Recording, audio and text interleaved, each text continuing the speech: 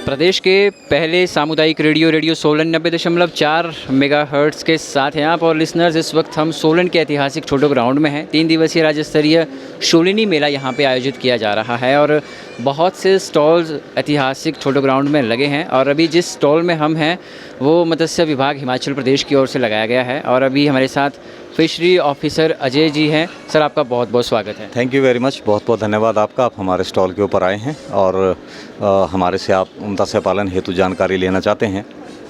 Sir, बहुत से viewers हैं, हमारे लिसनर्स हैं जो मत्स्य पालन करते हैं, ये करना चाहते हैं, तो क्या कुछ आप उन्हें जानकारियाँ देंगे? That's great sir. अगर बहुत सारे लोग हमारे साथ जुड़ना चाहते हैं या आपके उसमें कांटेक्ट में आते हैं तो मैं आपको बता दूं कि 2020 में प्रधानमंत्री महोदया जी ने हमारे देश में प्रधानमंत्री मत्स्य संपदा योजना जो एक योजना है वो चलाई है, जिसको हम हिमाचल प्रदेश सरकार के साथ मिलकर के इसको चला रहे हैं यहाँ पर और उसको क्रियान्वित कर रहे हैं, जिसमें कि बहुत अच्छी जो सब्सिडी है वो दी जा रही है। जैसे कोई तालाब बनाना चाहता है या फिर कोई हैचरी लगाना चाहता है या कोई मत्स्य आहार फीड मिल लगाना चाहता है या कोई मछली का काम करना चाहता है, तो उनके सब के लिए तालाब निर्माण के ऊपर भी हम लोग, जैसे कोई जनरल कैटेगरी से है तो उसको 40% के हिसाब से, लेकिन होता क्या है कि हर किसी भी चीज़ की एक मैक्सिमम सीलिंग होती है।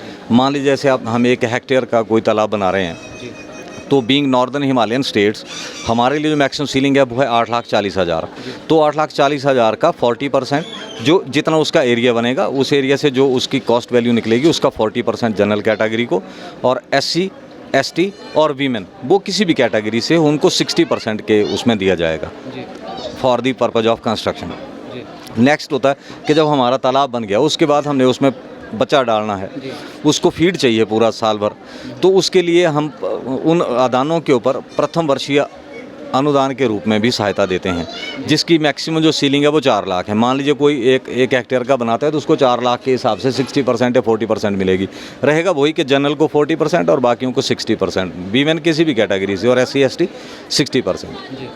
तो इसमें क्या है कि 4 लाख और एरिया से उसको करके कि उसकी कॉस्ट वैल्यू उसमें कितनी बैठेगी उसका 60% and 40% reciprocate to the category वो उसको दिया जाएगा। उसके बाद जैसे हम लोग कोई कार्प हैचरी बनाना चाहते हैं तो कार्प हैचरी जहाँ पर छोटा बच्चा तैयार होगा तो वहाँ पर जो ब्रूड स्टॉक है उसके लिए एक ब्रूड पॉन्ड बनेगा, नर्सरीज़ बनेगी, हैचरीज़ बनेगी। तो उसके लिए टोटल जो लागत कॉस्ट वैल्यू जो है वो लगभग 25 लाख के आसपास बैठ जाती है, और उसका हम जनरल कैटेगरी को लगभग 10 लाख रुपया, और वो मेल को जनरल कैटेगरी मेल, और जैसे वीमेन अगर वो किसी भी कैटेगरी से है और SC ST हैं तो उनको 15 लाख रुपया जो है वो सहायता देती है सरकार। उसके बाद मत्स्य आहार फीड मिल, मतलब जो मछलियों के खाने के लिए जो फीड बनाई जाती है तो उसकी भी जो लगभग इकाई है जिसकी कैपेसिटी हमारी लगभग 2 टन प्रतिदिन के हिसाब से है। मान लीजिए अगर 6-8 घंटे चलती है तो 2 टन अगर वो फीड बनाती है तो उसकी कॉस्ट वैल्यू जो है वो 30 लाख रुपया। तो 30 लाख रुपये का 40% जनरल कैटेगरी मेल को 12 लाख हम देंगे, और अगर फीमेल है और SC ST है तो उसको 18 लाख रुपया जो वो हेल्प के रूप में, सब्सिडी के रूप में सरकार के द्वारा उपलब्ध करवाई जाती है। उसके बाद हमारे जैसे कोई लोग काम करना चाहते हैं, मछली का काम कर रहे हैं, जैसे जाल लगा रहे हैं, खड्डों में मछली पकड़ते हैं, और फिर वो अपना कोई दुकान करना चाहते हैं तो फ़िश कायोस्क जो है वो, जिसकी वैल्यू दुकान की लगभग 10 लाख रुपया है। अगर वो जनरल कैटेगरी से बिलोंग करता है, मेल है तो 4 लाख रुपया हम उसको देते हैं, और अगर वो फीमेल है और किसी भी कैटेगरी से SC ST है तो उनको हम 6 लाख रुपया जो है वो उस फिश कायोस्क को बनाने के लिए देते हैं। ऐसे बहुत सारी स्कीम्स हैं, जैसे पोस्ट हार्वेस्ट मैनेजमेंट में कि मछली ख़राब ना हो जितना हमारा प्रोड्यूस है, ताकि लोगों तक मैक्सिमम जो वैल्यूएबल प्रोटीन है वो पहुँचे। तो उसमें जैसे हम मोटरसाइकिल देंगे जिसमें आइस बॉक्स लगा होगा कि उसको एक जगह से दूसरी जगह कहीं ले जाना है, मार्केटिंग करनी है, सो दैट कि उसका जो प्रोड्यूस है वो ख़राब ना हो।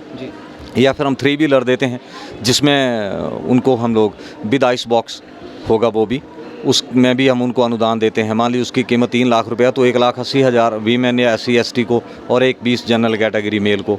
वैसे 4 व्हीलर हैं तो वो सारी पोस्ट हार्वेस्ट जो मैनेजमेंट है उसके लिए भी सरकार के द्वारा जो अनुदान लोगों को दिया जाता है। इस तरह के हमारे टोटल जो कंपोनेंट हैं वो लगभग 17 कंपोनेंट्स हैं जिनके ऊपर हम लोग काम कर रहे हैं, एंड वी आर होपफुल कि in the kind guidance of the government of Himachal Pradesh and government of India हम अपने डिपार्टमेंट को बहुत आगे ले जाएंगे और लोगों को एक अच्छी प्रोटीन फूड जो है, वैल्यूएबल फूड जो है वो उपलब्ध करवाने की कोशिश करेंगे। आने वाले समय में किसी भी चीज़ की कमी होगी वो होगी बेस्ट प्रोटीन फूड की।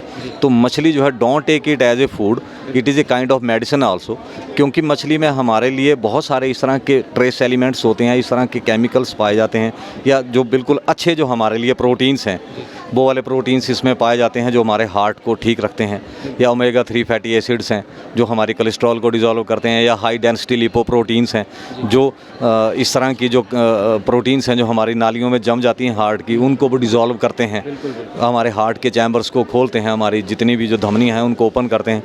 तो it is a kind of medicine also. इसको हम केवल मात्र फूड ही ना लें। तो मैं चाहूँगा कि हर आदमी जो है वो थोड़ा सा फ़िश तो ज़रूर खाएं और अपने आप को स्वस्थ रखें। Thank you very much, thanks a lot. अच्छा सर, एक सवाल आपसे बनता है एक और पूछना। बहुत सारी योजनाओं के बारे में आपने बताया हमें, मछली खाने के क्या फ़ायदे हैं वो भी आपने बताया। अगर कोई किसान है या कोई आम जन में से कोई भी है इन योजनाओं का फ़ायदा लेना चाहता है, लाभ लेना चाहता है, तो डॉक्यूमेंटेशन किस तरह की रहती है, किस तरह के उन्हें दस्तावेज़ देने पड़ेंगे? इसके लिए मैं आपको बताऊं, ऐसे ज़िला सोलन में हमारा शामटी में ऑफिस है, वहाँ पर हमारे असिस्टेंट डायरेक्टर डॉक्टर सोमनाथ जी बैठते हैं जो कि डिस्ट्रिक्ट हेड हैं। अब वहाँ उस कार्यालय में जा कर के भी, और इसमें मेनली मैं आपको बता दूं, या फिर मेरी पोस्टिंग नालागढ़ में है, नालागढ़ भी आप आ सकते हैं। वहाँ स्टेट का सबसे बड़ा कारफिश सीड फार्म है, तो बहुत प्रोडक्शन है वहाँ पर हमारे पास फिश सीड की भी। इसके लिए आपको जैसे आपकी जो ज़मीन है उसका पर्चा है, उसका ततीमा है, वो आप लें। उसके बाद हम एक एप्लीकेशन फॉर्म है वो देंगे, और उसके बाद टारगेट बेस्ड है सारी चीज़। जो हमारे टारगेट में अगर हमारे पास होगा, फंड्स अवेलेबल होंगे तो उसको सैंक्शन कर दिया जाएगा and he will start his work. वो अपना काम शुरू करे और उसके बाद उसी जैसे जैसे काम प्रोग्रेस होता जाएगा उतना उतना उसको हम रिलीज सब्सिडी उसके फेवर में करते जाएंगे। और जैसे ही उसका पॉन्ड बन जाता है या जो भी इसका काम जो उसने टारगेट लिया हुआ है, जो भी उसको कंपोनेंट मिला है, जैसे वो उसको कंप्लीट कर देता है तो उसको हम उसकी subsidy complete as a whole उसको रिलीज़ कर देते हैं। जी, बहुत शुक्रिया sir. Thank you very much.